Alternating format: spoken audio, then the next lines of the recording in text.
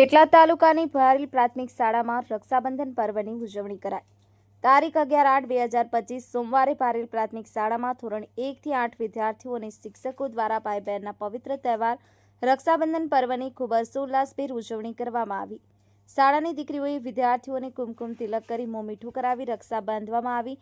બાળકોએ શિસ્તબદ્ધ રીતે ખૂબ ઉત્સાહભેર ભાગ લીધો। શાળાના શિક્ષકોએ વ્યવસ્થિત આયોજન કર્યું। પરેશભાઈ જોશી અને કનૈયાભાઈ વર્મા સાહેબે બાળકોનો ઉત્સાહ વધાર્યો। પર્વની માહિતી આપી પ્રતીક્ષાબેન તથા પલકબેન મહેતાએ દીકરીઓને માર્ગદર્શન આપ્યું। શાળા આચાર્ય પ્રકાશભાઈ મેકવાને શાળાના વિદ્યાર્થીઓને આશીર્વાદ પાઠવ્યા। અંતમાં સિનિયર શિક્ષક ઘનશ્યામભાઈ જેઠવાએ સૌ બાળકોને ઉજ્જવળ ભવિષ્ય માટે શુભકામનાઓ પાઠવી। તહેવારોમાં ખાવામાં અને હરવા ફરવામાં સાવચેતી અને સલામતી રાખવી, દરેક માં કે નામ એક પેડ ઉછેરવા આહવાન કરવામાં આવ્યું।